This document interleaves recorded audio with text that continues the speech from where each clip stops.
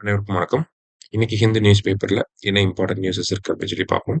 So first வந்து பார்த்தீங்கன்னா, research finds high micro plastic contamination in mangrove fish அப்படின்னு சொல்லி கொடுத்துருக்காங்க. சரியா?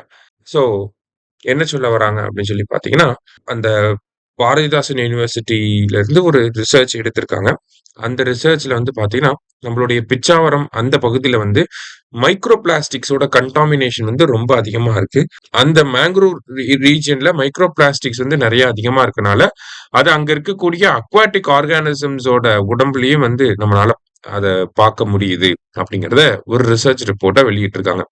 குறிப்பா பார்த்தீங்கன்னா, பாலிஎத்திலின், பாலிப்ரோபிலின், பாலிஎத்திலின் டெரப்தலேட் இந்த மாதிரியான மைக்ரோ பிளாஸ்டிக்ஸ் எல்லாமே வந்து அந்த ஃபிஷஸ் அந்த மாதிரியான ஆர்கானிசம்ஸ்ல வந்து இருக்கு. இது அப்படியே அந்த ஃபிஷ்ஷ நம்ம சாப்பிடுறப்ப நமக்கு வரும். அப்படியே அந்த ஃபுட் வெப்ல இன்கிரீஸ் ஆயிட்டே ஃபுட் வெப்ல வந்து அடுத்தடுத்த லெவலுக்கு வந்து அந்த மைக்ரோ பிளாஸ்டிக்ஸ் வந்து ஷிஃப்ட் ஆயிட்டே இருக்கும் அப்படிங்கிறத வந்து சொல்றாங்க.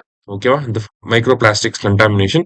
அதுவும் எந்த சீசன்ல இந்த மைக்ரோ பிளாஸ்டிக்ஸோட கண்டாமினேஷன் அதிகமா இருக்கு அப்படின்னா, மான்சூன் சீசன்ல தான். ஏன்னா மான்சூன் சீசன்ல தான் நிறைய ரன் ஆஃப் வாட்டர் அப்படிங்கிறது போகும். அது எல்லாமே இந்த மேங்க்ரோவ் காடுகள நோக்கி போறப்ப, அங்க இருக்கக்கூடிய இந்த மாதிரியான வேர்கள், மரங்கள் எல்லாமே பார்த்தீங்கன்னா, அது வந்து ஃபில்டரா ஆக்ட் ஆகுது. ஓகேங்களா? இம்பியூரிட்டீஸ் எல்லாமே புடிச்சு வச்சுக்கும். ஆனா, அந்த இம்பியூரிட்டீஸ் எல்லாமே அக்குமுலேட் ஆக அந்த ஃபிஷஸ்லாம் அந்த ரீஜன்ல இருக்கப்ப என்ன ஆகுது?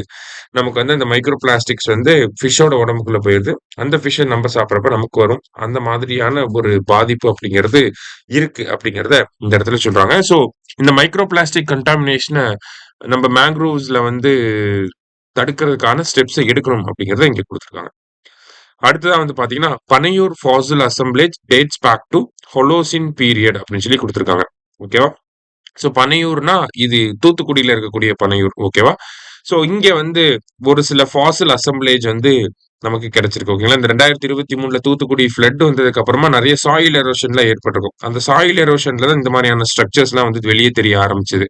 ஸோ அந்த ஸ்ட்ரக்சர்ஸ ஸ்டடி பண்ணி பார்த்ததுல இது எல்லாமே வந்து பாத்தீங்கன்னா, 8000ல இருந்து 12,000 வருஷங்களுக்கு முந்தைய காலத்த சேர்ந்த அசெம்பிளேஜ் அப்படிங்கிறது தெரிஞ்சிருக்கு.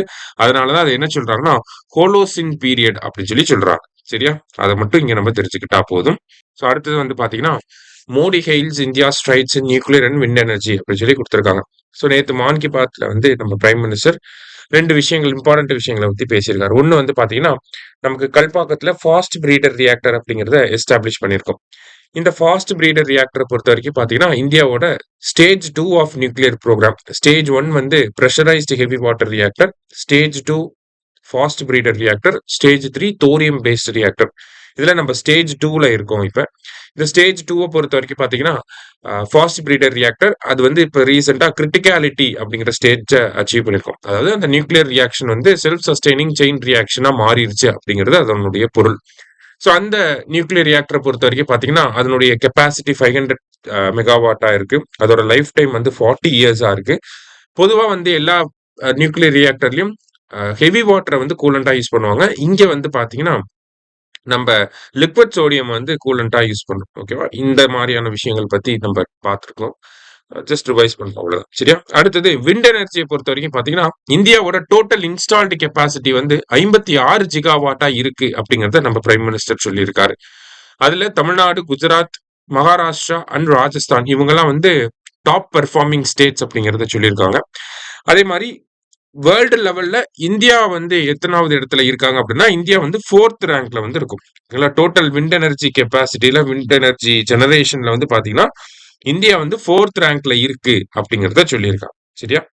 நம்ம இன்ஸ்டியூட்ல வந்து பாத்தீங்கன்னா, ஒன் ஷாட் எம்சிக்யூ அப்படிங்கிற கிளாஸஸ் வந்து பாடசாலையில ஸ்டார்ட் பண்ணும். ஸோ இது ஃபுல்லாவே வந்து கொஸ்டின் பேங்க் இருக்கும். அந்த கொஸ்டின் பேங்கோட எக்ஸ்பிளனேஷன்ஸ் வந்து இதுல இருக்கும். இந்த கிளாஸஸ் வந்து உங்களுக்கு பாடசாலையில போக போகுது. இந்த புக் வந்து அந்த கொஸ்டின் பேங்க் வந்து உங்களுக்கு வீட்டுக்கே அனுப்பிடுவாங்க. இந்த மாதிரி ஒவ்வொரு சப்ஜெக்ட்டும் நம்ம பண்ண போறோம். அதுல ஃபர்ஸ்ட் சப்ஜெக்ட் வந்து இந்தியன் பாலிட்டி ஸ்டார்ட் ஆக போகுது. இன்னைக்கு நியூஸ் பேப்பர்ல முக்கியமான விஷயங்களை வந்து பார்த்திருக்கோம். நன்றி.